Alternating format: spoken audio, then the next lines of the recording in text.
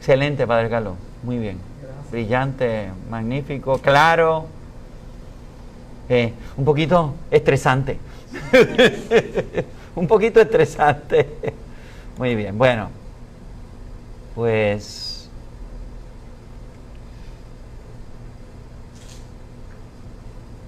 vamos a ver aquí.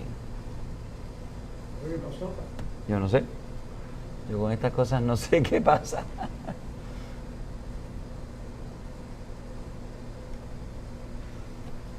Muy bien. Ahí está. Ok. Muy bien, pues vamos entonces a... Ok. La instrucción de la congregación para el clero, creo que nosotros somos clero, ¿verdad? Pues es para que... Es sobre la conversión pastoral de la comunidad parroquial al servicio de la misión evangelizadora. Así que estoy haciendo una sinopsis. Ustedes pueden consultar el documento.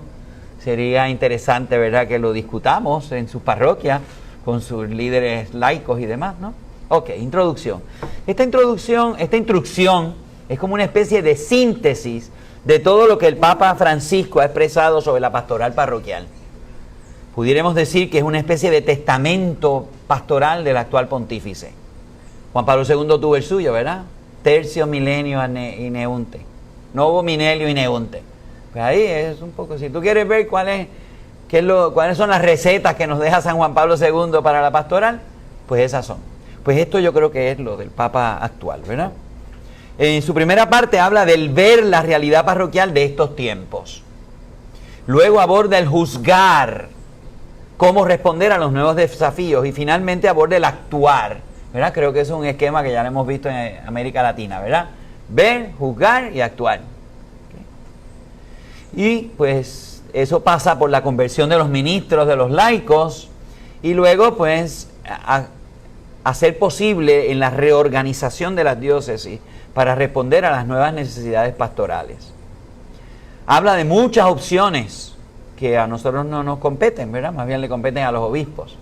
Agrupar parroquias, sectores de una diócesis, para que la acción pastoral sea más efectiva. Está dirigida a los presbíteros y sobre todo a los obispos, porque recuerda unos puntos canónicos muy importantes, dando instrucciones claras de respetar al pueblo santo de Dios. Eso es un punto muy importante para el Papa Francisco. El pueblo de Dios también tiene unción, también tiene mociones del Espíritu Santo, no son solamente los obispos ni los presbíteros. Es uno de los principales criterios pastorales del actual pontífice. Respetar y aprender del pueblo santo de Dios. En la introducción, pues la primera parte hace una lectura de los signos de los tiempos, muy en consonancia con el Vaticano II, ¿verdad? Y con el análisis latinoamericano. Los signos de los tiempos hay que discernir qué es lo bueno, cuáles son las luces y cuáles son las sombras. Yo creo que en ese análisis es muy veraz y certera esta instrucción. Los cambios socioculturales han afectado el funcionamiento meramente territorial de las parroquias, que ya son comunidades extraterritoriales con muchos fieles de otros lugares. Creo que todos sabemos que hay gente de otros lugares que vienen a nuestra parroquia, y esa es ahí donde se congregan. Eso es su parroquia. No es la territorial. Aquí en la gruta casi la mitad de los fieles que vienen son feligreses, amigos, no son territoriales. Y sé de gente de mi parroquia que va al pueblo, ¿verdad? Así que es donde ya las facilidades de comunicación y de transportación, pues, ¿verdad? No estamos en el 1900 cuando Trujillo Alto era un pueblo y toda la gente de todos los barrios de Trujillo iba a la Santa Cruz de Trujillo Alto, ¿eh? Así que ya eso está superado. Las situaciones descritas por esta instrucción representan una preciosa ocasión para la conversión pastoral en sentido misionero. Eso es lo que preocupa al Papa. Es una invitación a las comunidades parroquiales a salir de sí misma. Hemos escuchado la frase, ¿verdad? Parroquias en salida. Pues esto es aquí va a coger cuerpo esa consigna del Papa Francisco. Ofreciendo instrumentos para una reforma incluso estructural orientada a un estilo de comunión y colaboración. Por eso yo creo que eso hay que discutirlo con su gente en su parroquia.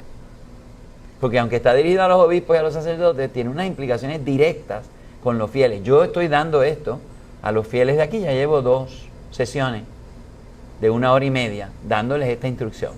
¿Okay? Para que ellos, y después nos tenemos que sentar a ver, para que haya un estilo de comunión, colaboración, encuentro y cercanía, de misericordia y solicitud por el anuncio del Evangelio. Así que ya en la introducción, en la número 2, te están dando los temas que esto va a tratar y que hay que secundar para que haya una verdadera conversión parroquial.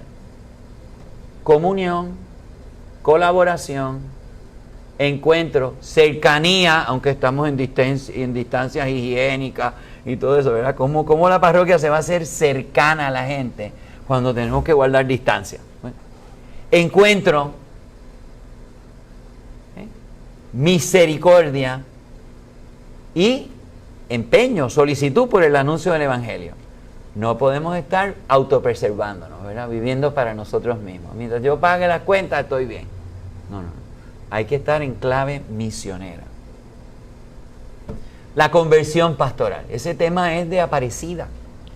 Yo creo que uno de los documentos más importantes de las asambleas del clero, del episcopado latinoamericano, ciertamente es Aparecida. Y ya ustedes saben quién fue secretario de Aparecida. El cardenal Bergoglio de Buenos Aires.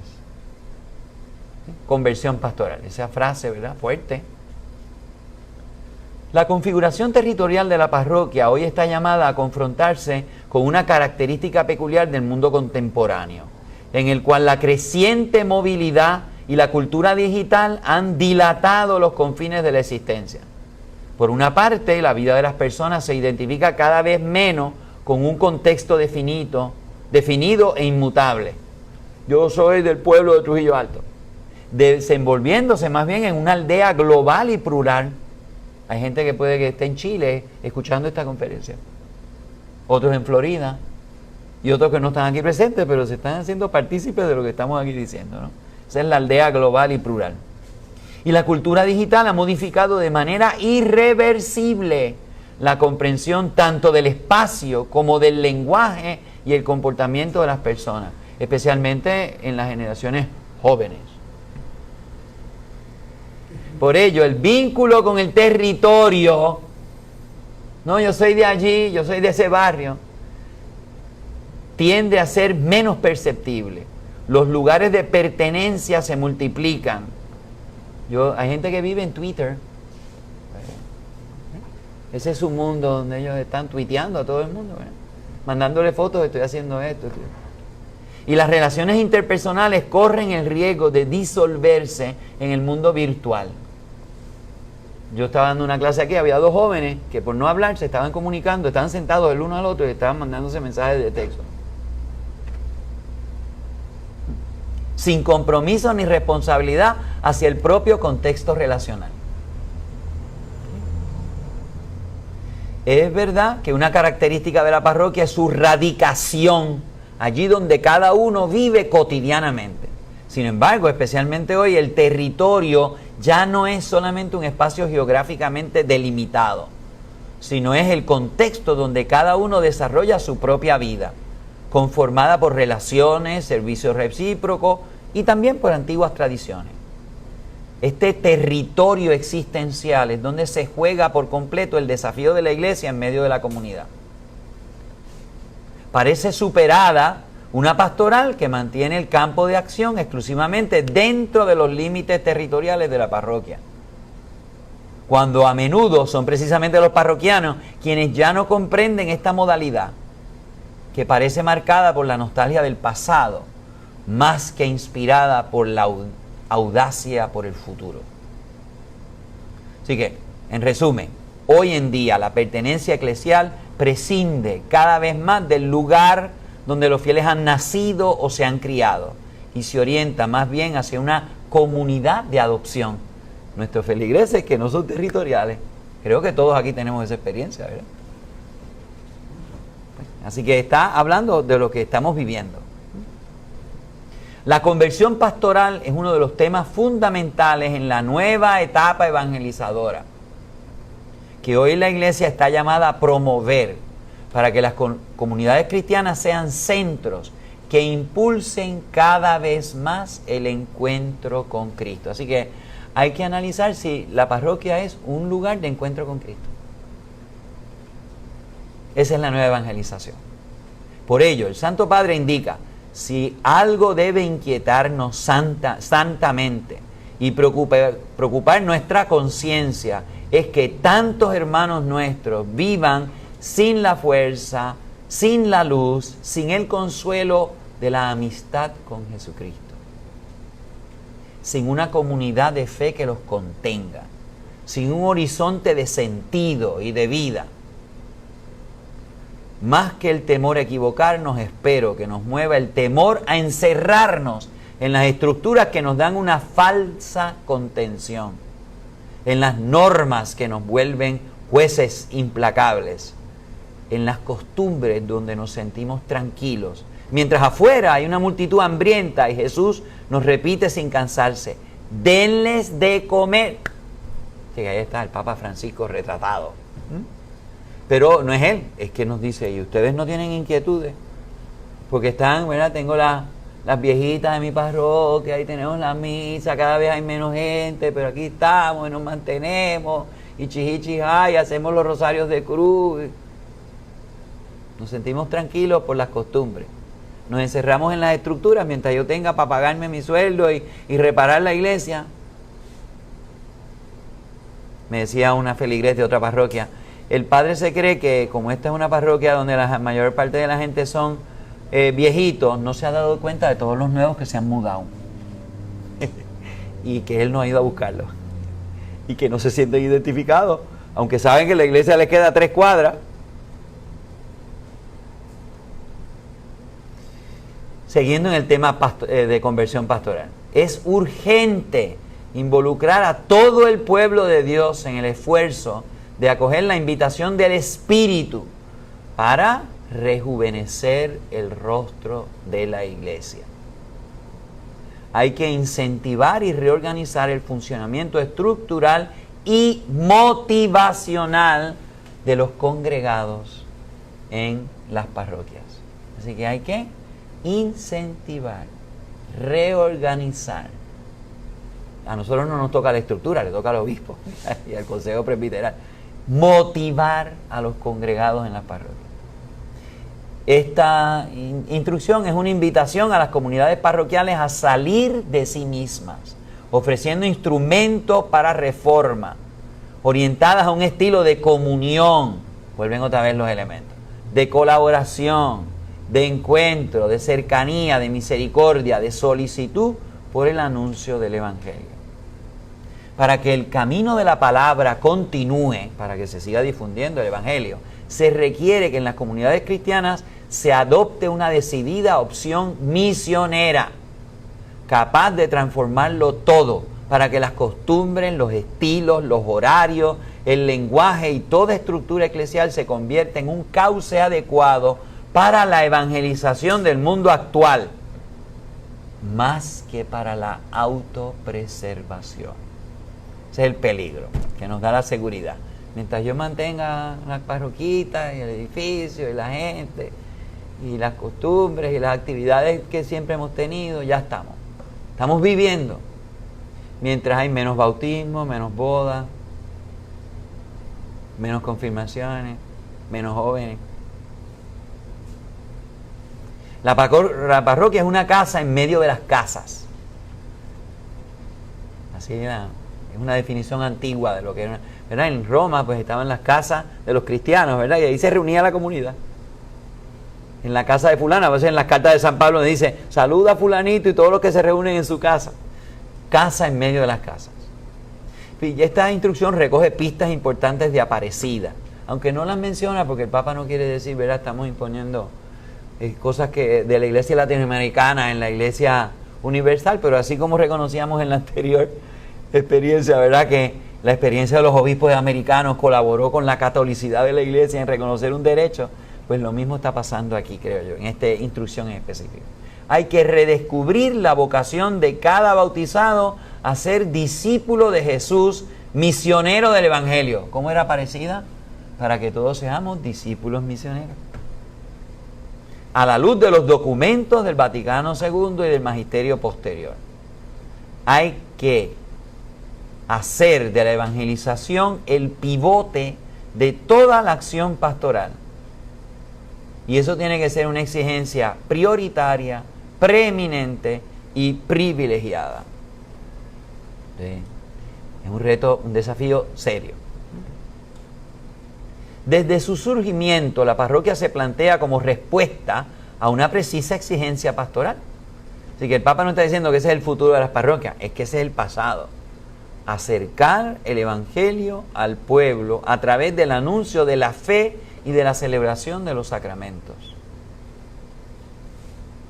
La parroquia, habiendo dejado de ser como en el pasado el lugar primario de reunión y de sociabilidad, está llamada a encontrar otras modalidades de cercanía y de proximidad respecto a las formas habituales de vida de hoy. Esto no es una carga que hay que soportar, es un desafío que tenemos que acoger con entusiasmo. Y este documento revaloriza la parroquia. No es que está diciendo eso está descartado, ¿verdad? No. Ahora tenemos que... No. El valor de la parroquia hoy. La parroquia está llamada a acoger los desafíos del tiempo presente para adecuar su propio servicio a las exigencias de los fieles y a los cambios históricos. Hay que renovar un dinamismo que permita redescubrir la vocación de cada bautizado a ser discípulo de Jesús y misionero del Evangelio. Los padres conciliares, así que la instrucción empieza, para que no se crean que esto es solamente inquietud del Papa Francisco, pues empieza a decir, ¿verdad? Los padres conciliares decían, el cuidado de las almas, la pastoral, ha de estar animado por el espíritu misionero. San Juan Pablo II decía, la parroquia ha de ser perfeccionada, integrada en muchas otras formas, pero ella sigue siendo todavía un organismo indispensable, de primaria importancia en las estructuras visibles de la Iglesia, para hacer de la evangelización el pivote de toda la acción pastoral. Benedicto XVI, la parroquia es un faro que irradia la luz de la fe y así responde a los deseos más profundos y verdaderos del corazón del hombre, dando significado y esperanza a la vida de las personas y de las familias. Y finalmente, el Papa Francisco recuerda que a través de todas las actividades, la parroquia alienta y forma a sus miembros para que sean agentes de evangelización. Para promover la centralidad de la presencia misionera de la comunidad cristiana en el mundo, es importante replantear no solo una nueva experiencia de parroquia, sino también en ella, en la parroquia, el ministerio y la misión de los sacerdotes, que junto con los fieles laicos tienen la tarea de ser sal y luz del mundo, lámpara sobre el candelero, mostrando el rostro de una comunidad evangelizadora capaz de una adecuada lectura de los signos de los tiempos que genera un testimonio coherente de vida evangélica. Así que, ¿qué debe ser una parroquia? Una comunidad evangelizadora que le ayuda a los que ellas asisten ¿a qué? A hacer una adecuada lectura de los signos de los tiempos. ¿Y qué es lo que genera? Un testimonio coherente de vida evangélica. Porque si no, ¿qué estamos haciendo? Manteniendo edificios, repitiendo costumbres. Todo esto, Padre, si quieren yo se los puedo dar para que se lo lleven y así lo puedan tener en su computadora también. ¿Okay? La misión. Así que, ¿cómo vamos a renovar una parroquia que, ¿verdad?, está en unos contextos sociales totalmente distintos a los de Roma antigua y a los del siglo XIX y el siglo XX? Pues, aquí está, fíjense, la misión, criterio guía para la renovación de la parroquia. En el ámbito canónico, el principio territorial permanece plenamente vigente cuando así lo exige el derecho. Sabemos que uno se puede preparar para la primera comunión en cualquier parroquia, que uno se puede confirmar en cualquier parroquia, ¿sí o no? Que uno puede confesarse en cualquier parroquia, que uno puede ir a misa en cualquier parroquia. Pero evidentemente hay dos sacramentos, bautismo y matrimonio, que tú tienes que por lo menos pedirle permiso al párroco, ¿sí o no?, para bautizar a un niño que no vive dentro de tu territorio o para casar a alguien que no vive dentro de tu. Así que están diciendo aquí, cuando lo exija el derecho canónico, todavía el principio de territorialidad sigue vigente. Pero la mera repetición de actividades que no cala en la vida de las personas concretas es un intento estéril de supervivencia, a menudo acogido por una indiferencia. Si no vive del dinamismo espiritual propio de la evangelización, la parroquia corre el riesgo de hacerse autorreferencial, de esclerotizarse, proponiendo experiencias desprovistas de sabor evangélico, de impulso misionero, quizás destinadas solamente a unos pequeños grupos. A las viejitas que siempre han venido aquí, que cada vez son menos, porque si son viejitas se van a estar muriendo en los próximos años. La comunidad parroquial es el contexto humano donde se realiza la acción evangelizadora de la iglesia. Se celebran los sacramentos, se vive la caridad en un dinamismo misionero que es intrínseco a la acción pastoral, llega a ser el criterio de verificación de su autenticidad como comunidad de creyentes. Así que si ustedes no tienen inquietud de compartir el evangelio, pues no se llamen parroquia. En la hora presente, caracterizada a veces por situaciones de marginación y soledad, ¿cuánta gente vive sola? ¿Cuánta gente se han suicidado? ¿Verdad? La comunidad parroquial está llamada a ser signo vivo de la cercanía de Cristo, aunque guardemos las distancias, a través de una red de relaciones fraternas proyectadas hacia las nuevas formas de pobreza. Fíjense cuánto, aquí hay una misa, no la voy a mencionar, pero en la parroquia nosotros tenemos una misa donde yo no puedo decir el nombre o el apellido de más de la mitad de los que asisten a la misa, porque a veces asisten, a veces no asisten, ¿verdad? Algunos vienen a ponchar aquí. Me imagino que las parroquias que tienen misa a las 6 de la tarde los domingos tienen esa experiencia, ¿verdad? Que esos no se sienten congregados, que no se sienten que pertenecen, sino que son católicos genéricos, anónimos, que ni yo los conozco mucho, ni se conocen con los demás feligreses. En la misa de 8 yo les puedo decir que yo conozco el nombre de todas las personas. ¿Me entendiendo lo que estoy hablando aquí? Ok, así que, ¿cómo están las relaciones fraternas? ¿Cuántos de los que asisten a tu parroquia se sienten en familia en ella? ¿O es solamente un lugar, como Monseñor Capo decía, es un lugar donde yo le echo gasolina al carro, gasolina sacramental? Pero es un lugar de paso, me llenan el tanque y sigo. Sobre la base de lo dicho, es necesario identificar perspectivas que permitan la renovación de las estructuras parroquiales tradicionales en clave misionera. Este es el corazón de la deseada conversión pastoral, que debe afectar el anuncio de la palabra de Dios, la vida sacramental, el testimonio de la caridad, esto es, a los ámbitos esenciales en los que la parroquia crece y se conforma, se configura, se parece al misterio en el que cree. En la clave de actuar, ¿verdad? Ya vimos un poco el análisis, que es lo que estamos viendo, cómo está funcionando la realidad y la parroquia hoy día. Ahora viene el actuar.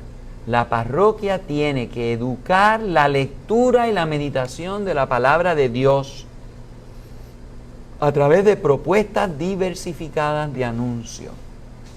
Luego, la celebración del misterio eucarístico, que, como nos dice el concilio, es fuente y cumbre de toda la vida cristiana, es el momento sustancial de constituir una comunidad parroquial. Así que la Eucaristía sigue siendo esencial. Ahí es donde se reúne la familia parroquial, sobre todo la Eucaristía dominical, ¿no? En las parroquias hay que redescubrir el proceso de iniciación cristiana que genera nueva vida y que es un camino sin interrupción. Y entonces fíjense, muy acertado. Ese camino no está vinculado solo a celebraciones o a eventos, porque no es principalmente el deber de realizar un rito de paso. El nene tiene que ser bautizado, pero de ahí en adelante no volvemos a leer. El nene tiene que haber hecho la primera comunión. Yo aquí tuvimos la primera comunión una vez un sábado, y ya para el domingo Ni la mitad de los que hicieron la primera comunión el sábado volvieron. Y era el sábado por la mañana, así que no contaba para domingo. Entonces ese rito de Pascua para casarse y después, o para enterrarse y después. Así que el proceso de iniciación cristiana es un camino sin interrupción, no son una serie de ritos de paso. Tiene que volverse el seguimiento de Cristo. Así que hay que establecer itinerarios mistagógicos que realmente afecten a la existencia. No meramente que sean, sí, me dieron la tarjeta del Seguro Social cuando me bautizaron, después me dieron la de Medicare cuando me ungieron, ¿verdad? No. Entonces, fíjense, aquí en la parroquia, le pongo por ejemplo, que creo que es lo que está diciendo aquí, pues a los niñitos de primera comunión, después de hacer la primera comunión, yo los invitaba a pertenecer a las Bernarditas, las nenas, o a hacerse monaguillos los nenes.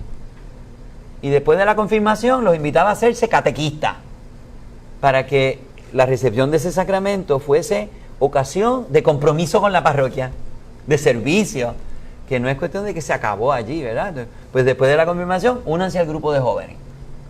Tiene que haber un continuo, ¿verdad? O al grupo de matrimonio. Después se casan, pues mira, aquí tenemos un grupo de matrimonio que hablan las cosas, ¿verdad?, que afectan a los recién casados. Yo creo que eso es un poco el itinerario mistagógico de seguir creciendo en Cristo. La catequesis tiene que presentarse como un anuncio continuo del misterio de Cristo. En el misterioso entrelace de la acción de Dios y la del ser humano, la proclamación del Evangelio se lleva a cabo a través de hombres y mujeres que hacen creíble con su vida lo que anuncian, en una red de relaciones interpersonales que generan confianza y esperanza. En el periodo actual, a menudo marcado por la indiferencia, el aislamiento del individuo en sí mismo, el rechazo de los demás, aquí los walk-ups, nadie conoce al vecino, mientras que en la organización de Padre Tomás todo el mundo se conoce.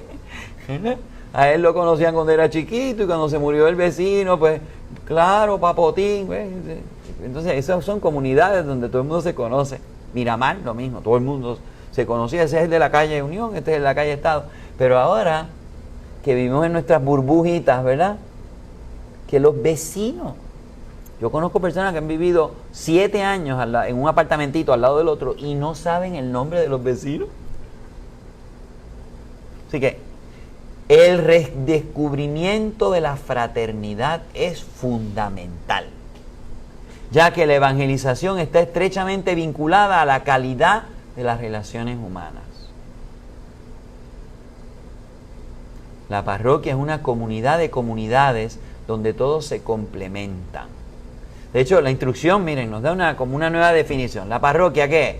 Una comunidad convocada por el Espíritu Santo para anunciar la palabra de Dios, hacer renacer nuevos hijos en la fuente bautismal, reunida por su pastor, que celebra el memorial de la pasión, muerte y resurrección del Señor, que da testimonio de la fe en la caridad, viviendo en un estado permanente de misión para que a nadie le falte el mensaje salvador que da la vida. Tremenda definición, ¿verdad?, de lo que debe ser una parroquia. La cultura del encuentro es el contexto que promueve el diálogo, la solidaridad y la apertura a todos, resaltando la centralidad de la persona. Es necesario, por tanto, que la parroquia sea un lugar que favorezca el estar juntos y el crecimiento de relaciones personales duraderas que permitan a cada uno percibir el sentido de pertenencia y de ser amado. Un joven que está en la confirmación me dice: padre, ¿por qué aquí no hay grupo de jóvenes? Yo quisiera, ¿verdad? Él siente la necesidad de estar con sus pares en su experiencia de fe. No solamente ser un estudiante que está preparando para la confirmación. Pertenecer, estar juntos. La comunidad parroquial está llamada a desarrollar un verdadero arte de la cercanía. Pero ¿cómo va a ser si ahora tenemos que guardar distancia? No podemos. El arte de la cercanía lo tenemos que reinventar. Si ésta tiene raíces profundas, la parroquia realmente se convierte en un lugar donde se supera la soledad que afecta la vida de tantas personas. En un santuario donde los sedientos van a beber para seguir caminando y en un centro de constante envío misionero. El sujeto de la acción misionera y evangelizadora de la iglesia es siempre el pueblo de Dios en su conjunto. Aquí esto es el Papa Francisco, uno de los pilares de su concepción pastoral y teológica. El Código de Derecho Canónico resalta que la parroquia no se identifica con un edificio, no es un conjunto de estructuras, es una comunidad de fieles con un propio pastor que se llama el párroco. El Papa Francisco recuerda, la parroquia es presencia eclesial en el territorio, ámbito de la escucha de la palabra, crecimiento de la vida cristiana, del diálogo, del anuncio, de la caridad generosa, de la adoración, de la celebración. Es una comunidad de comunidades. Así que los diferentes componentes en los que la parroquia se articula están todos llamados a la comunión, a la unidad, a la vida familiar. En la medida que cada uno, habiendo recibido su propia complementariedad, la pone al servicio de la comunidad. Los jóvenes, los mayores, los cursillistas, los carismáticos, los catequistas.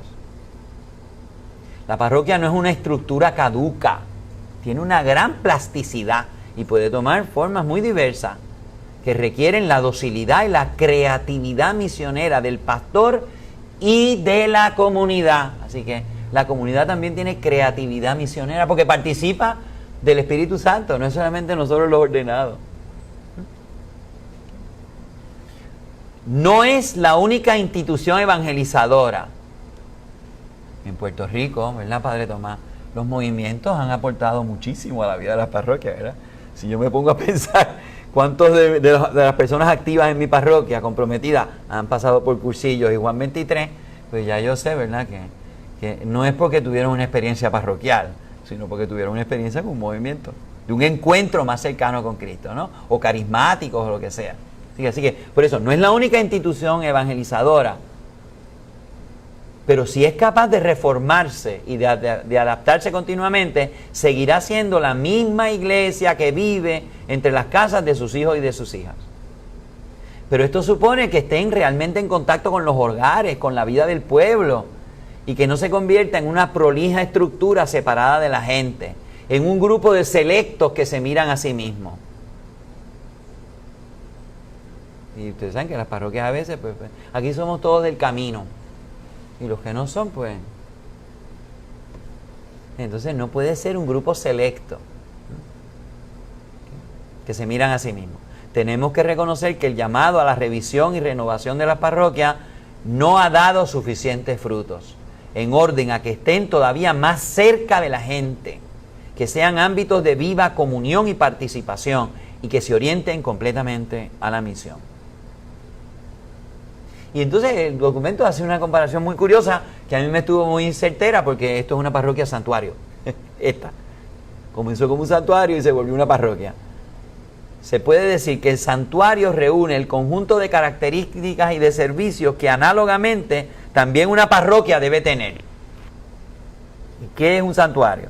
Pues un lugar donde muchos creyentes lo ponen como una meta en su búsqueda interior.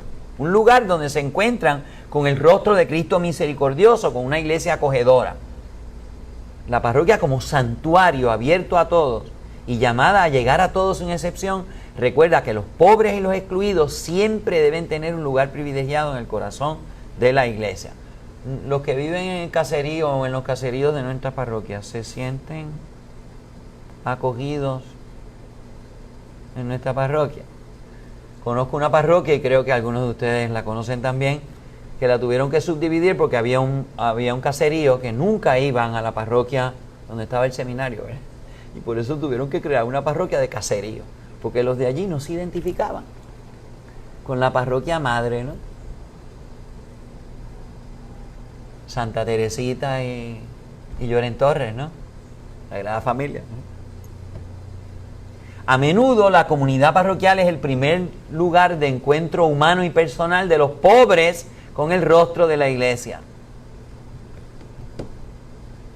Así que los sacerdotes, los diáconos, las personas consagradas tienen que estar manifestando desde la parroquia compasión por la carne herida de los hermanos, visitándolas en la enfermedad, apoyando a las personas y familias sin trabajo, abriendo la puerta a todos cuantos pasan alguna necesidad. La comunidad parroquial evangeliza y se deja evangelizar por los pobres. Así que ahora pasamos al tema más candente, que es la conversión de las personas. En el proceso de renovación y de reestructuración, la parroquia debe evitar el riesgo de una burocracia, organización de eventos, en un ofrecimiento de servicios que no responden a la dinámica de la evangelización, sino al criterio de autoconservación. La conversión de las estructuras que la parroquia debe proponerse requiere, en primer lugar, un cambio de mentalidad, una renovación interior, sobre todo de aquellos que están llamados a la responsabilidad de la guía pastoral. Así que, lo que decía Aparecida, la conversión pastoral. Para ser fieles al mandato de Cristo, los pastores, y en particular los párrocos, principales colaboradores del obispo, deben advertir con urgencia la necesidad de una reforma misionera de la pastoral. Cada pastor no debe olvidar que la fe del pueblo de Dios está en relación con la memoria tanto familiar como comunitaria. Así que el pueblo de Dios se identifica con estar juntos como familia, en una comunidad. Con mucha frecuencia el lugar sagrado evoca momentos significativos de la vida de las generaciones pasadas. Yo vengo a esta parroquia porque mis papás se casaron aquí, ¿verdad, padre? Pues el padre Tomás quiso ordenarse en esta parroquia, porque de ahí él había salido. Tú te ordenaste en tu parroquia, ¿eh? Yo me ordené en catedral, no en la parroquia del propio Socorro, pero ven esos vínculos que la gente siente, ¿verdad? Aquí se casaron mis papás, aquí yo bauticé, por eso yo vuelvo aquí. Yo quiero hacer mi primera comunión aquí, pues me quiero casar aquí porque yo me bauticé aquí. Para evitar traumas y heridas, esa reconfiguración de la parroquia debe ser un proceso flexible y gradual, y los experimentos deben ser evaluados y debe evitar traumas al pueblo santo de Dios. Ya el Papa le había dicho a la curia romana que esos procesos de adaptación, donde hay que ponerse etapas, hay que verificar si uno está corrigiendo, hay que tener experiencias ad experimentum. No se trata de una indecisión. El hecho de que vayamos poco a poco no es porque no estemos convencidos de que hay que cambiar, sino que tenemos que tener la flexibilidad necesaria para lograr una verdadera reforma. No podemos forzar los tiempos, queriendo llevar a cabo las reformas apresuradamente y con criterios genéricos que responden a lo que llamaría la pastoral de los escritorios, ¿verdad? Pues tenemos este es el esquema para la diócesis, ahora todo el mundo lo tiene y nadie hace nada, ¿verdad? O quieren forzar cosas sin respetar la sensibilidad de la gente, del santo pueblo de Dios. Cada proyecto debe situarse en la vida real de una comunidad e insertarse en ella sin traumas, con una necesaria fase previa de consultas, una implementación progresiva y una evaluación. Ya el Papa nos lo había dicho en Fratelli Tutti. La renovación no solo concierne al párroco, ni debe ser impuesta desde arriba, excluyendo al pueblo de Dios. La conversión pastoral de las Escrituras implica la conciencia de que el santo pueblo fiel de Dios está ungido con la gracia del Espíritu Santo. Así que a la hora de reflexionar, pensar, evaluar, discernir, debemos estar muy atentos a esta unción. Por eso yo creo que este documento ustedes lo deben discutir con su gente en su parroquia. Cada vez que intentamos suplantar, acallar, ningunear, saben que el Papa argentino se inventa palabras, aquí tenemos, ningunear, es decir, no acoger la opinión de alguien, ningunear, tú no eres ninguno, ¿no? ignorar o reducir a pequeñas élites al pueblo de Dios en su totalidad y diferencias, construimos comunidades, planes pastorales, acentuaciones teológicas, espiritualidades, estructuras sin raíces, sin historia, sin rostro, sin memoria, sin cuerpo, sin vida. El clero no realiza solo la transformación requerida por el Espíritu Santo. Está involucrado en la conversión que concierne a todos los miembros del pueblo de Dios. Así que esto no es una reforma clerical, tiene que ser grupal, de todos. Los laicos tienen un puesto preeminente en dicha conversión y por lo tanto deben tomar conciencia de su protagonismo. Es evidente cuán oportuno es superar una concepción autorreferencial de la parroquia y también una clericalización de la atención pastoral. Hay que tomar en serio el hecho de que el pueblo de Dios tiene por condición la dignidad y la libertad de los hijos de Dios, en cuyos corazones habita el Espíritu Santo como en un templo. Hay que impulsar a promover prácticas y modelos a través de los cuales cada bautizado, en virtud del don del Espíritu Santo y de los carismas recibidos, se convierta en protagonista activo de la evangelización. Toda comunidad es el sujeto responsable de la misión, no solamente el cura, ya que la iglesia no se identifica solamente con la jerarquía, sino que se constituye como el pueblo de Dios. Es una de las riquezas particulares que yo creo que el Papa Francisco está tratando de que nosotros asimilemos. Será tarea de los pastores mantener viva esta dinámica para que cada bautizado se considere un protagonista activo de la evangelización. La comunidad presbiteral, siempre en camino de formación permanente, tendrá que ejercer con sabiduría el arte del discernimiento que permita que la vida parroquial crezca y madure en el reconocimiento de las diferentes vocaciones y ministerios. El presbítero, miembro del pueblo de Dios, servidor del pueblo de Dios que le ha sido confiado, no puede ser reemplazarlo, no puede reemplazar al pueblo de Dios. La comunidad parroquial está facultada para proponer formas de ministerialidad, de anuncio de fe y de testimonio de caridad. Así que los fieles tienen derecho, ¿ven?, como comunidad, a proponer formas de ministerialidad, de anuncio de fe, de testimonio de caridad. Y entonces hace una advertencia: cuidado con negociar con la vida sacramental, dando la impresión que la celebración de los sacramentos, especialmente la misa y de otras acciones ministeriales, están sujetas a tarifas. No sé a cuánta gente yo le he dicho aquí en la parroquia: mira, yo te caso sin cobrarte nada. Por si acaso. Por si acaso tú crees que, ¿verdad? No, es que yo no tengo. Así que no podemos ponerle tarifas a los sacramentos. El pastor que sirve al rebaño con generosa gratuidad debe formar a los fieles a fin de que cada miembro de la comunidad se sienta responsable y directamente involucrado en sustentar las necesidades de la iglesia. Por eso yo les recomiendo que piensen en sus parroquias si no pueden ofrecer el curso de Compás Católico. ¿Oyeron? Es un curso que se ofrece aquí en Puerto Rico para que sus fieles empiecen a tomar conciencia precisamente de esto, de sus responsabilidades para organizar su vida económica y a la misma vez repensar cuál es su compromiso con la parroquia. Y si necesitan ponerse en contacto, pues tenemos aquí a uno de las personas enlaces de Compás Católico, que ayuda a que en las parroquias se creen personas con esta especie de retiro, ¿verdad?, o de taller de 9 sesiones, donde la gente se va a replantear cuál es la relación del dinero y de mi vida espiritual y de mi salvación. Y si Dios tiene algo que ver con mis cuentas. Además de echar un pesito en la colecta parroquial, ¿verdad? Eso puede ser una forma en que el pastor sirva al rebaño para formar que en los fieles cada miembro se sienta más responsable en sustentar las necesidades de la iglesia. La misión a la que está llamada la parroquia en cuanto centro impulsor de la evangelización concierne a todo el pueblo de Dios en sus diversos componentes, cada uno según su carisma y su responsabilidad.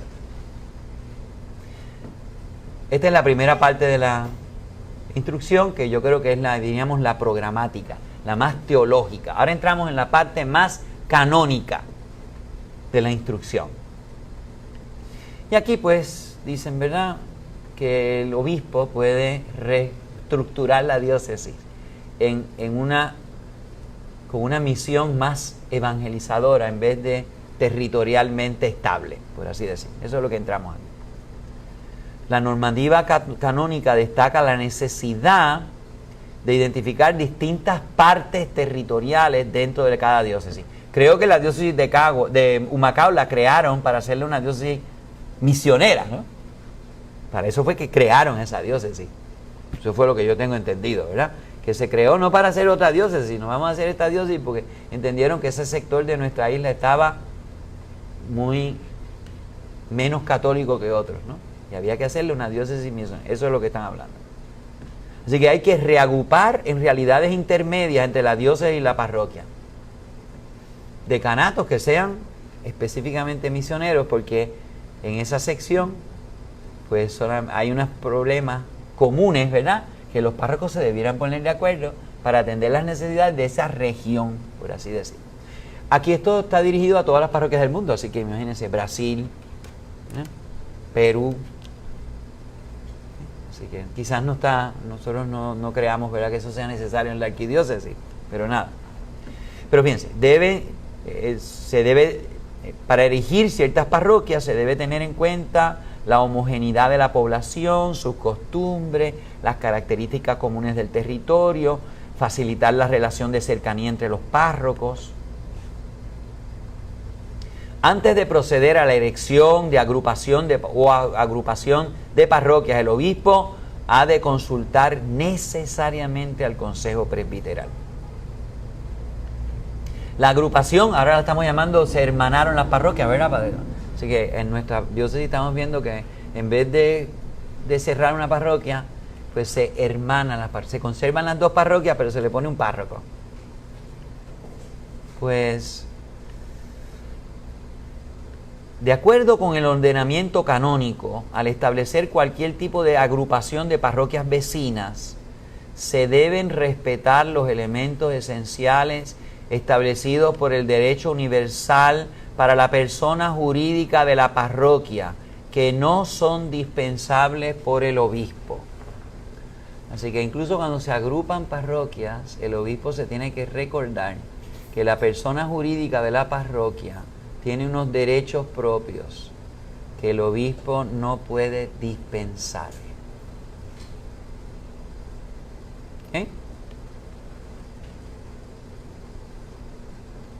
La supresión de parroquias por unión extintiva, cuando se hacen de 3 parroquias una, es legítima por causas directamente relacionadas con una determinada parroquia. No son motivos adecuados. Aquí se le está poniendo un paro, yo creo que están pensando sobre todo en los obispos de Estados Unidos. No hay tanto clero, la situación financiera de una diócesis, condiciones de esa comunidad en particular, ya no pueden pagar las cuentas.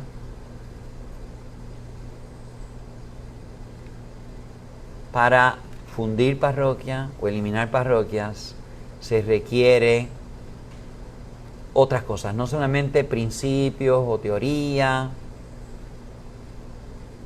En los casos de supresión de parroquias, el decreto debe indicar claramente cuáles son las situaciones concretas, las razones que llevaron al obispo a adoptar esas. Otra vez, fíjense, ¿qué es lo que está de fondo? Respetar el pueblo de Dios, que se ha identificado con su iglesia. Usted no la puede destruir ni vender así porque sí. En Estados Unidos eso pasa, ¿verdad? En Chicago, imagínense. Claro, lo que pasa es que en Estados Unidos se adoptó para acercarse a los inmigrantes, que dentro de un territorio parroquial controlado por un párroco irlandés hubiese cuatro parroquias de rito ucraniano, ¿verdad?, polaco, italiano, y entonces cuando ya esa gente ya son americanos genéricos ¿qué sentido tiene que en un territorio parroquial haya 5 iglesias? Entonces ahí es donde viene, ¿verdad? Cerrar iglesias. Y ahí es donde vienen los fieles a defender. No es que esta iglesia la construyeron mis abuelos y aquí los polacos dieron, ¿verdad? Dejaron el pellejo. ¿Y por qué usted la va a cerrar? Porque pues aquí están hablando de... Ordinariamente no son causas legítimas para decretar reducido a uso profano. No indecoroso. O indecoroso, exactamente. No indecoroso, es decir, que no sea un prostíbulo, ¿verdad? Que no se vuelva algo que choque, ¿verdad? Que no se vuelva una mezquita. Bueno. Así que ahí hablan de lo que ya nosotros tenemos, de que haya regiones que se puedan ver decanatos, zonas pastorales, para coordinar la actividad pastoral común en la vicaría. Y no digamos en los decanatos. Aquí tenemos al vicario y al decano de aquí de Trujillo Alto. El vicario tiene el deber de visitar las parroquias en su distrito, según haya determinado el obispo diocesano. ¿Verdad? Eso sería una de las funciones del vicario. Conocer más de cerca a los sacerdotes de su vicaría o de su decanato, visitarlos, cómo está, qué te pasa, qué te podemos ayudar, ¿ok? Bueno. Cada parroquia de una agrupación debe confiarse a un párroco. También se puede dar esta otra forma, ¿verdad? Que se llama sacerdotes insolidum, ¿ok? Pero que siempre van a tener un responsable, un párroco, diríamos, moderador del grupo. ¿Okay?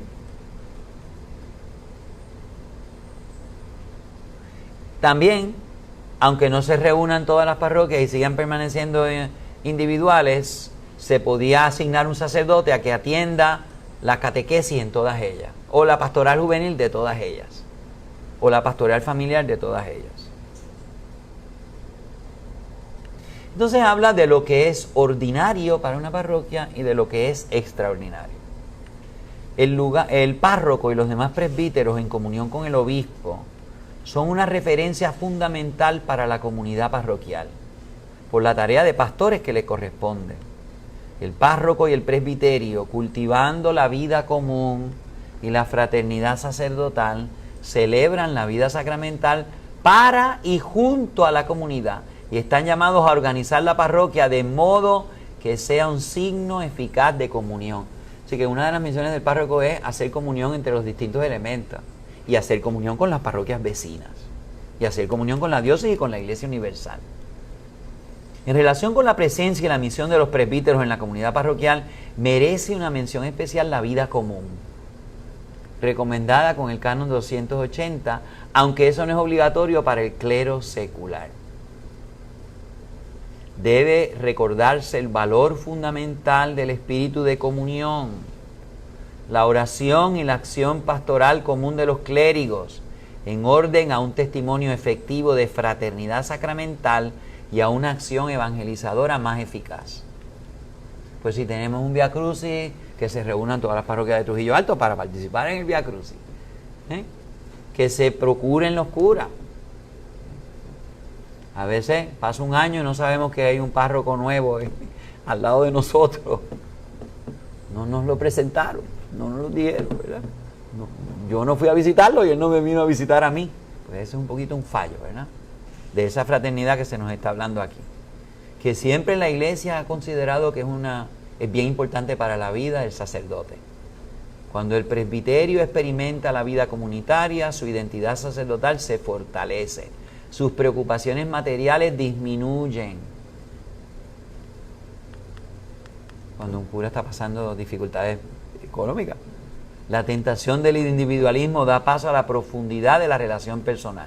La oración común, la reflexión compartida, el estudio, que nunca debe faltar en la vida sacerdotal, pueden ser de gran apoyo en la formación de una espiritualidad sacerdotal encarnada en la vida ordinaria. Y en el próximo párrafo es lo que se vivió en San Juan, después del concilio. El obispo tenga en cuenta la afinidad humana y espiritual entre los sacerdotes a quienes quiera confiar una parroquia o una agrupación de parroquias. ¿Qué pasó en San Juan después del concilio? Que muchos sacerdotes religiosos abandonaron la vida religiosa y se hicieron diocesanos. fueron acogidos por el cardenal. ¿Y qué pasó? ¿Cómo vamos a poner a un carmelita español de 50 años al lado de un sacerdote puertorriqueño de 30? Y entonces decidieron, en vez de vivir en agrupaciones sacerdotales, dividir parroquias para que la parroquia tuviese su cura, que no conocía al otro ni podía vivir en común con ese sacerdote.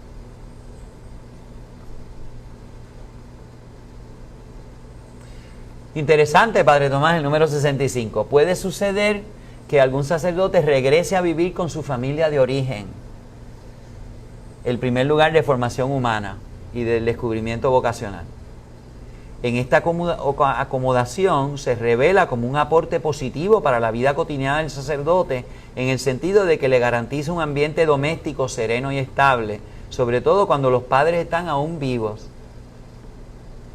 Estaba hablando con un sacerdote y me dijo, no, yo me traje a mi mamá a vivir conmigo.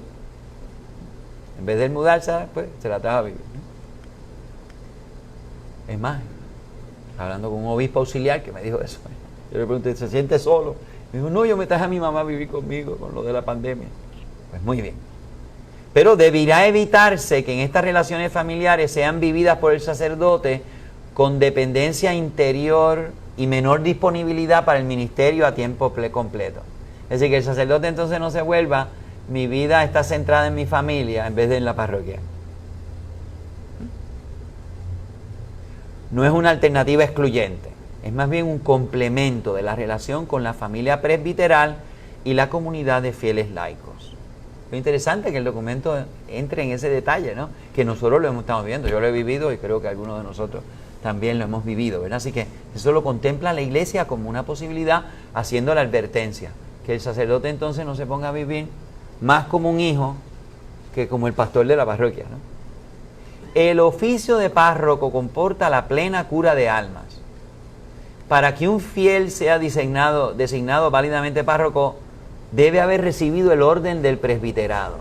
Por lo tanto, no se puede nombrar a quien no posea ese título, aunque haya falta de sacerdote. Otra vez yo pienso en la iglesia de Estados Unidos, donde ponen a una monja de estas que quiere mandar y la hacen vicaria parroquial, o la hacen co-pastor, o la hacen capellana. Así que aquí viene. Fíjense, el oficio de párroco no puede confiarse a una persona jurídica, a un grupito. El oficio de párroco no se puede confiar a un grupo de personas compuestas de clérigos y laicos. Por lo tanto, debe evitarse nombres como team guía, equipo guía, que parezcan expresar un gobierno colegiado de la parroquia. Bien interesante. Como consecuencia de ser el pastor propio de la parroquia que se le ha confiado, el párroco corresponde ipso iure la representación legal de la parroquia. Es importante. Él es el administrador responsable de los bienes parroquiales, que son bienes eclesiásticos y están sujetos a las normas canónicas. ¿Bien? ¿Qué no pasa? ¿Qué? Eso es que no pasa. Padre, vamos a seguir.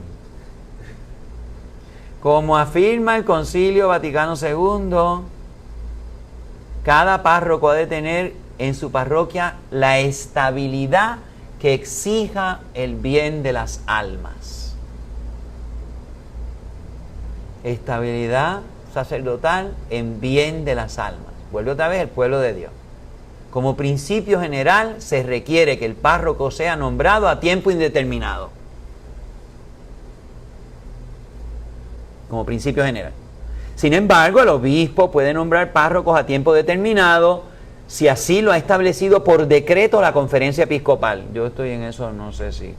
Sí, en nuestra conferencia episcopal. La conferencia episcopal dice, en su normativa concreta de los 90, Ajá. de que en Puerto Rico es indeterminado o 6 años. O 6 años. Ese es el mínimo.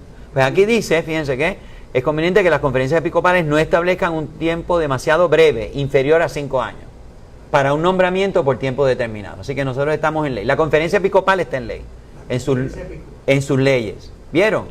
¿Por qué? Por el bien de las almas.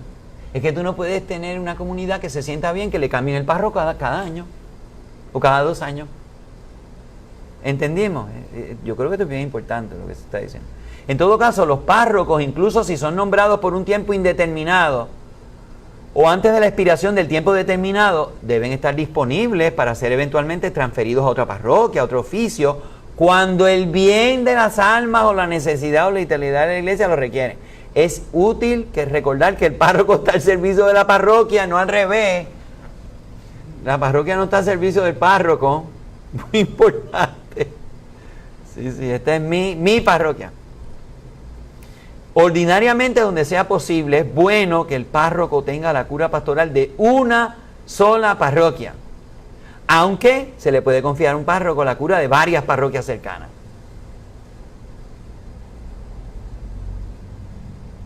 Y si se le va a confiar a un mismo párroco o dos, hay que ver si él puede ejercer plena y concretamente el oficio de párroco como verdadero pastor de cada una de esas dos comunidades, no que se entre en una y se olvide de la otra. Una vez nombrado, el párroco permanece en el pleno ejercicio de las funciones que le han sido confiadas, con todos los derechos y las responsabilidades, hasta que haya cesado legítimamente su oficio pastoral. Para su remoción o traslado antes de la expiración del mandato, hay que observarse los relativos procedimientos canónicos, que son unas cosas serias, ¿verdad? No se puede, el oficio de párroco da unos derechos y que no se pueden quitarle a un sacerdote sin un proceso. El tiempo determinado facilita la remoción. Claro. Sí. Cuando el bien de los fieles lo requiere, aunque no haya otras causas, el párroco que ha cumplido 75 años de edad acepte la invitación que el obispo diocesano puede dirigirle a renunciar a su parroquia. Así que no es automático. El obispo a los 75 puede pedirle al párroco que renuncie. La presentación de la renuncia, alcanzado a los 75 años de edad, es un deber moral, pero no es canónico. Así que ya yo estoy viejo. Bueno, pero no pasa lo mismo con los papas, ¿verdad? Ni los obispos. Ni los obispos. A los 75 años sí tienen el deber canónico de presentar su renuncia. Okay. En el caso de los sacerdotes, no me interesa. Así que esto no hace que el párroco pierda autonomía delante de su oficio porque cumplió 75. La cesación del mismo ocurre solo cuando el obispo diocesano haya comunicado al párroco por escrito la aceptación de su renuncia. Pero el obispo considere benévolamente la renuncia presentada por un párroco, aunque sea solo por haber cumplido 75 años. Para evitar una concepción funcionalista del ministerio, antes de aceptar la renuncia, el obispo ponderará con prudencia todas las circunstancias de la persona, el lugar, razones de salud, disciplinarias, la escasez de sacerdote, el bien de la comunidad parroquial, antes de aceptar la renuncia. Pues si ya tiene 80 años el párroco, ya ha estado allí 30 años, pues eso es auténtico, dice aquí, eso es una razón, si todavía goza de salud, para que se quede allí. ¿Ok? De lo contrario, si las condiciones personales del sacerdote lo permiten y la oportunidad pastoral lo aconseja, el obispo considere la posibilidad de dejarlo en el oficio de párroco. Tal vez confiándole a un ayudante, preparando la sucesión. El obispo le puede confiar una parroquia más pequeña o menos exigente a un párroco que ha renunciado, pero el encargo pastoral no es degradar o castigar a un sacerdote. Así que no se puede degradar o castigar a un sacerdote en el traslado. De hecho, el Código de Derecho Canónico creo que indica que a un sacerdote que es párroco no se le puede dar un oficio menor al de párroco. No te pueden hacer vicario parroquial de otra parroquia. No te pueden castigar, degradar.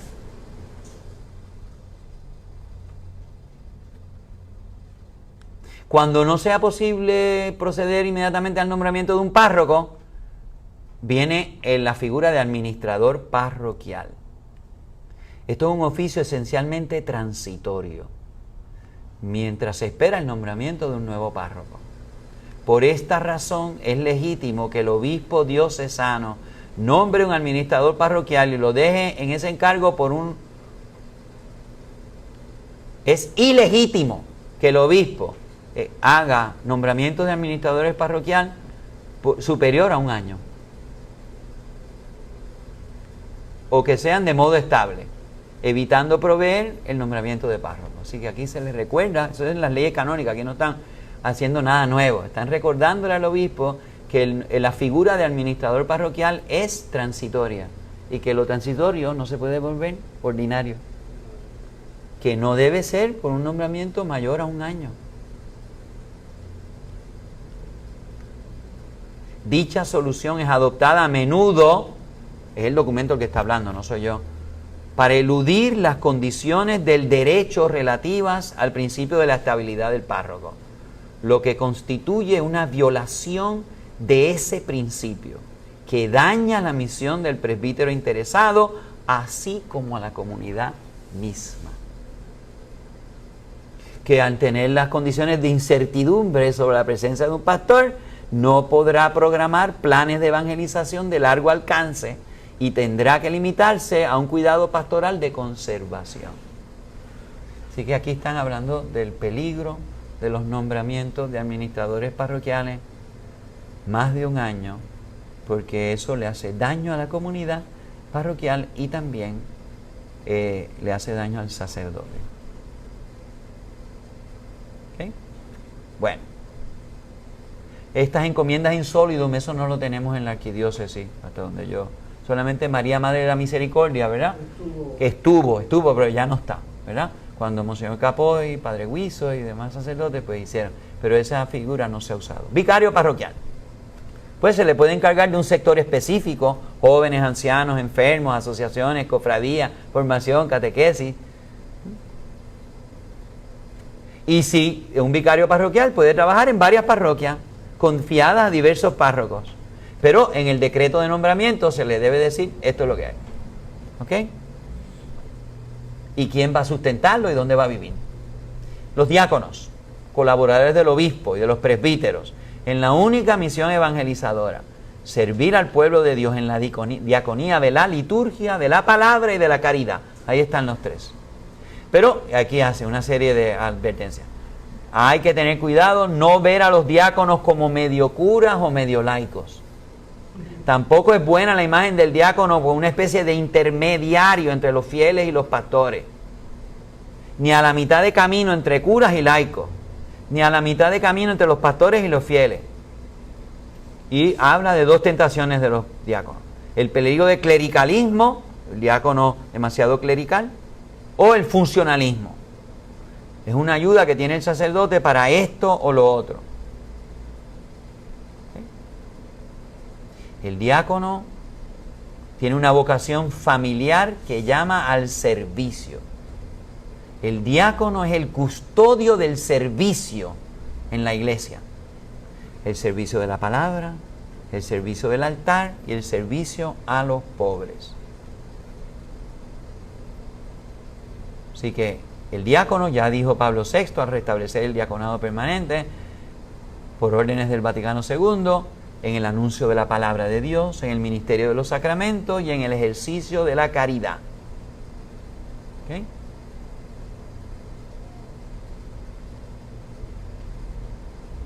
Y como parte del ejercicio de la caridad, los diáconos pueden tener administración de bienes parroquiales. ¿Okay? Personas consagradas, aquí habla de los religiosos en la vida parroquial. Fíjense que los religiosos no son unas realidades externas o independientes de la vida de la iglesia local. Son unos miembros de la iglesia local con una radicalidad.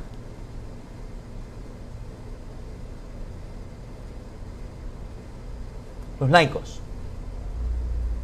La comunidad parroquial está compuesta especialmente por fieles laicos, que por razón del bautismo y otros sacramentos y del matrimonio participan en la acción evangelizadora de la iglesia. La vocación y misión propia de los fieles laicos es transformar las realidades terrenas. De modo particular, los fieles laicos, teniendo como propios y específico el carácter secular, obtienen el reino de Dios gestionando los asuntos temporales y ordenándolos según Dios. Hoy se requiere un generoso compromiso de todos los fieles laicos al servicio de la misión evangelizadora, ante todo con el testimonio constante de una vida conforme al Evangelio, en los ambientes donde habitualmente desarrollan su vida. Me tengo que ir, padre, porque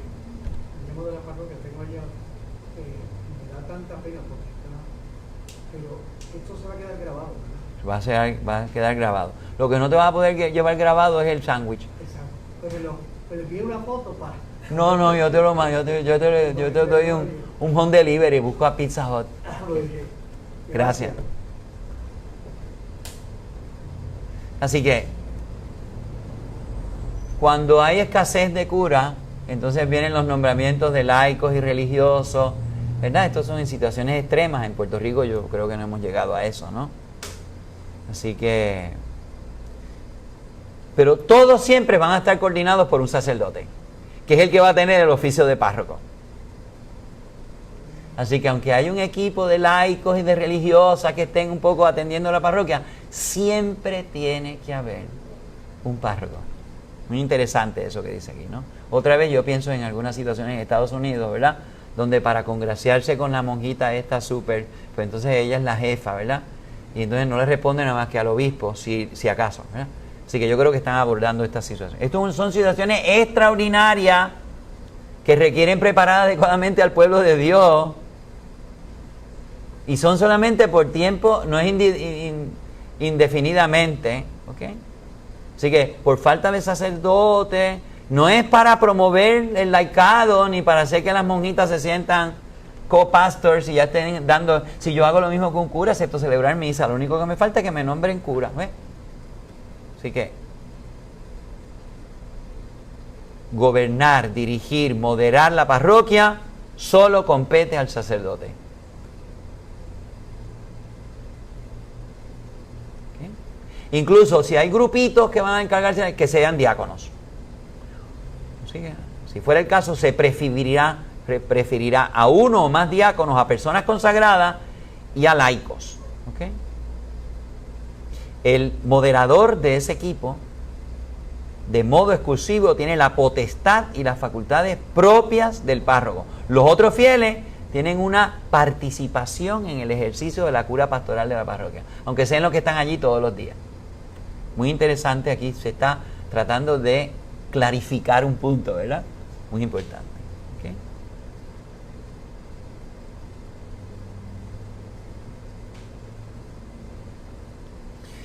Además de la colaboración ocasional que toda persona de buena voluntad, incluso los no bautizados, pueden ofrecer actividades cotidianas en la parroquia, existen algunos... Se acabó esto.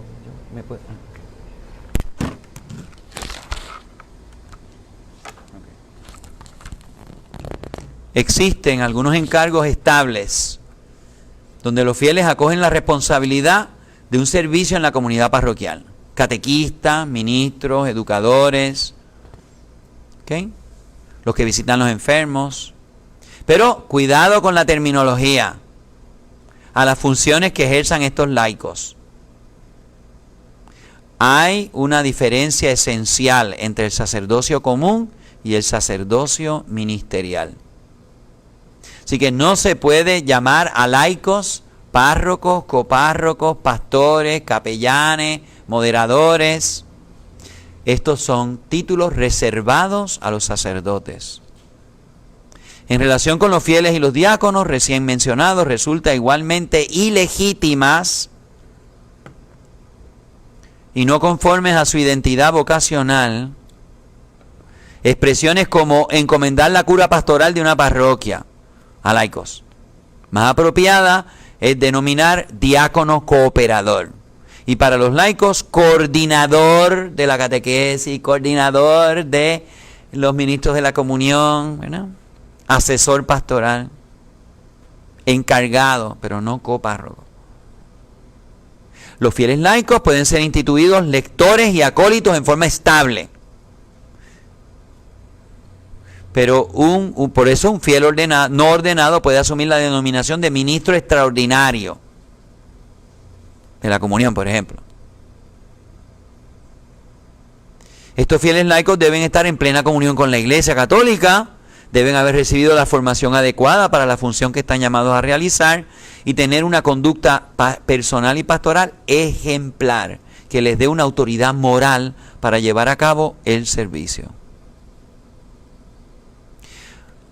otro asunto que se ha presentado en nuestra diócesis. La celebración de una liturgia de la palabra en los domingos y en las fiestas de precepto, cuando falta el ministro ordenado sagrado o hay otra causa grave que haga imposible la participación en la celebración eucarística, en la misa dominical, es una situación excepcional a la que solamente se debe recurrir en circunstancias de verdadera imposibilidad y siempre teniendo cuidado de confiar esas liturgias a los diáconos que estén presentes.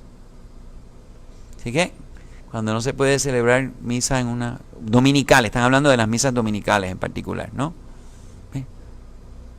Así que preferentemente a los diáconos y situaciones, ahí lo dice, circunstancias de verdadera imposibilidad. Administración del bautismo, pues el diácono. La celebración del rito de las exequias, pueden ser el diácono. Los fieles laicos pueden predicar en una iglesia si las circunstancias, la necesidad o el caso particular así lo requieren, según las normas de la Conferencia Episcopal. Pero en ningún caso pueden tener la homilía durante la celebración de la Eucaristía. Miren, se dan casos. En Perú, si yo en Bolivia, yo estuve en un sitio donde yo hablaba español y no me entendían, tenía que ser en aymara.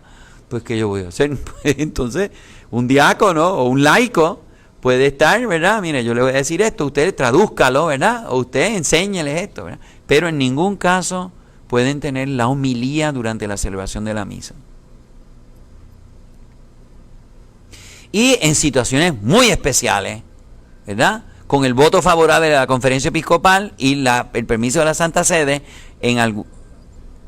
donde no haya sacerdotes ni diáconos, el obispo puede delegar a laicos en un pueblo perdido de los Andes, ¿verdad? O en la Amazonía, que el cura pase una vez cada año, pues, para que puedan ser los testigos que mande la iglesia para un matrimonio. Resumen final, ya, esto tiene fin, aunque no lo parezca, este documento tiene fin. Pero toca muchas cosas, ¿vieron? Muchas cosas y unas cosas bien importantes. ¿Okay? Entre sus luces, les recuerda cariñosamente a los obispos que tienen que respetar la personalidad de las parroquias, que no pueden eliminarlas por consignas como por el bien de las almas. Tienen que seguir procedimientos canónicos de consultas de respeto al pueblo de Dios, que no pueden cerrar parroquias dando razones meramente económicas. Deben respetar la sensibilidad de los fieles. También pone más seriedad en dar permisos para secularizar templos. Prohíbe muy claramente la confusión en casos de haber dejado comunidades de creyentes a cargo de fieles o incluso de mujeres, llamarlas copastoras o capellanas. Describe como una irregularidad el que los obispos estén nombrando administradores parroquiales. Ya saben, máximo 1 año. ¿Okay? También recuerda que no es normal hacer nombramientos de párrocos por años y sin estabilidad. Deben respetarse las sensibilidades de los presbíteros, incluso cuando no